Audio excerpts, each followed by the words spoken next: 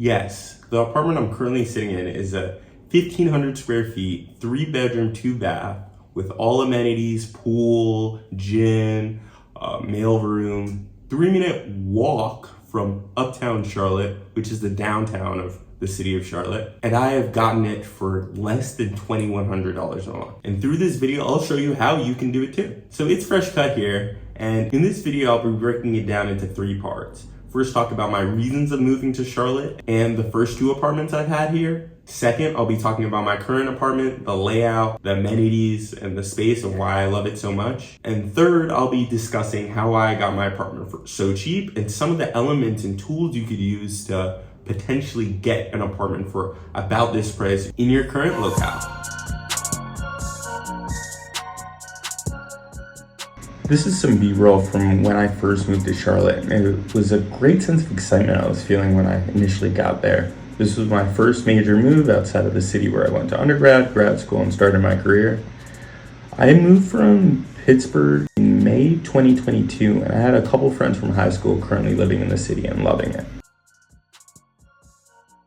This is some footage of the layout of my first apartment I chose in the Ellis. It was a 2-bedroom, 2-bath, 1,500 square feet for $3,039.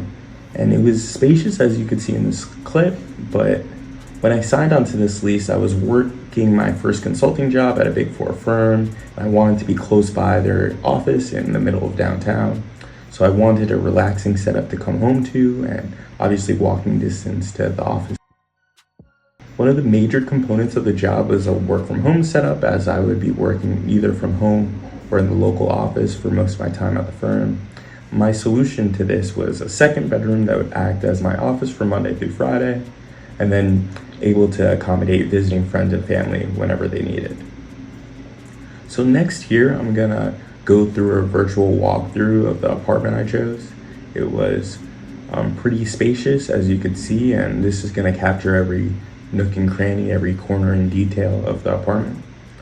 So the main reason I chose this specific apartment was it was the cheapest actually of the apartments in Uptown that were 2-bedroom, 2-bath and had enough space to accommodate my office setup and a bed.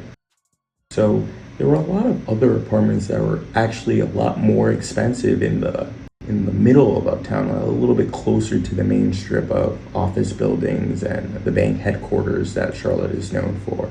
I looked at a few units across Uptown, but this was the most aligned with the price and the location I needed. So I signed on to this unit actually sight unseen. So this was actually how I got to see the unit for the first time, through virtual tours like this one. During the late spring, the prices were continuously increasing for this apartment building and a bunch of others. So it was kind of a crunch to get the unit that I wanted for the price that I wanted. So I eventually just hopped onto this one. As you can see, there are a lot of great sights from this vantage point. You have a pretty good location here. You could see most of the city. There were a lot of amusing amenities that I will be showing later on. Washer and dryer in unit. I'm zooming in here. We have our 2nd bathroom, which was really helpful to have. And then finally, we're going to dive into the 2nd bedroom. Really spacious spot, nothing really that stands out, but it was definitely a great apartment. But I'm not sure if it was worth the $3,000 I paid per month for the first year of my apartment on here. In this building, we actually had a 33rd floor was the amenity space for the apartment. So you had the opportunity to go to the pool on the top floor of the building, the gym, and then some lounge space, pool and billiards, as you can see in these pictures. That was really nice and convenient. And it was definitely a spot to show everyone whenever I had friends and family come over. After that 1 year in the Ellis, I decided to downsize a bit. I had to find something a little bit more cost effective, still similar size unit, but I was able to find that here in this video here. You'll see this is the first unit I moved into in my current building. About 1,200 square feet, $2,097 a month in rent, so saving about $1,000 a month. and only an 8-minute walk from the Ellis, so I'm basically in the same neighborhood.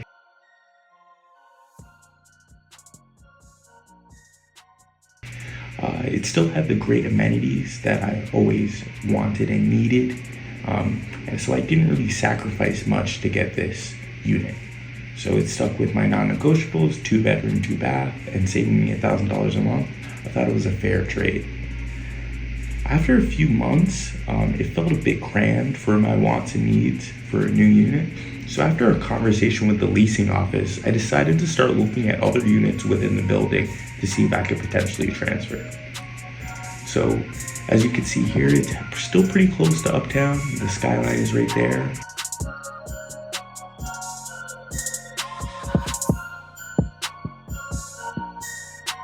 Yep, so still full-fledged pool, full lounge area, a relaxing setup, a young, big building. So checked most of the boxes off from what I was looking for, so I stuck with it.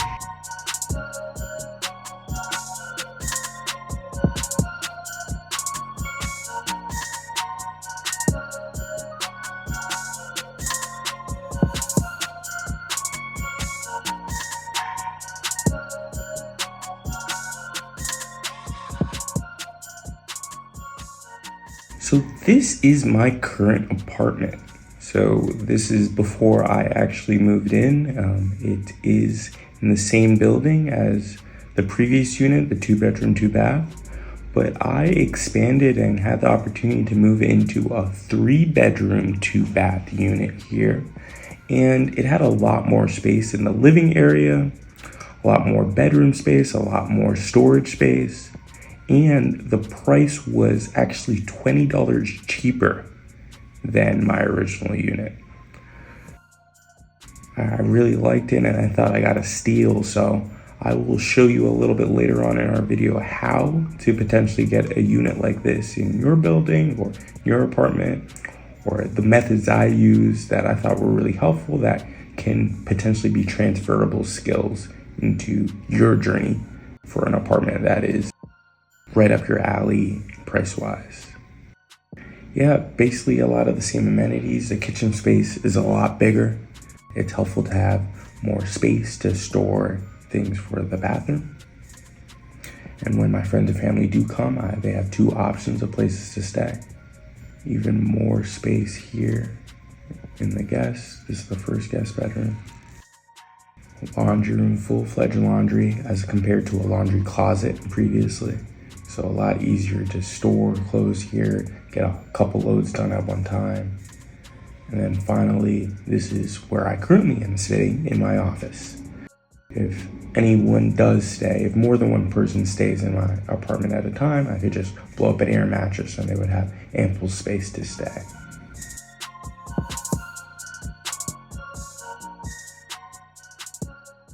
So this final part is going to be about how I got my apartment for so cheap. So there are 3 main elements that come into play that made this opportunity become so available to me. So the first one is timeline flexibility. There's basically one main season for moving into major cities, and that is during the summer.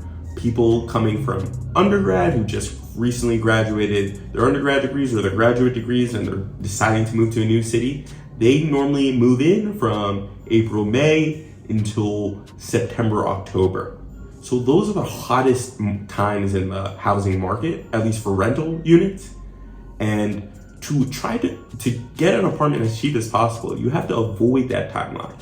So as I previously mentioned, I was already in this apartment building. So while I was already in here, and I waited until November, December, and January to kind of look through the catalog of available units in my building. This allowed me a lot of flexibility because I did not have to wait until summer again to renew my lease or find a new unit. I could work on my own schedule to see a price I liked and then pay my deposit to potentially switch units. The second element that I thought was most critical to this process is I was already in the correct building. I love the area I'm in. I love the amenities that are close by. I love the amenities in the building. I love the environment. I love the neighborhood. So all those elements already checked off. So I knew I just had to look within the building and wait until prices went down in that age, that holiday season where people typically do not move that much. So that gave me the flexibility to simply pay a $600 deposit to change my unit. And then from there, I could get a rent that was significantly cheaper than the one I was already paying for a 2-bedroom apartment. The third element is not being afraid to ask. There are many units that are available that may be cheaper than your current unit, but you may be fearful of asking the questions. Hey, what does it take for me to switch units? Is that available? Am I allowed to switch units? What is the threshold for deposit for me to be able to change units? If you love your neighborhood and you love your building, you have that time lane flexibility, you have to go out and ask. I mean, I know some apartment buildings do not allow people to be switching between units, at least if the price is significantly cheaper, but you should be open and willing to save your own money to find a new unit that is exactly what you want, more beneficial to all the elements of your current living dynamic, and asking for a price that you've more aligned with your budget and gives you at least more flexibility long term. Even if your current apartment is well within your budget, getting a cheaper apartment in the same building, with the same area, with the same amenities, may save you significantly over the long run. The difference between my first and second apartment was, I think, about $20, but I got another bedroom. I am able to have this full-fledged office without a bed in the same room or a guest room in the same room. Now I have a full-fledged laundry room, an amenity that didn't know that we would love so much before we moved into this apartment. And it's simple as that. One weekend later, we had a new apartment with a lot more space. We actually saved money on our rent.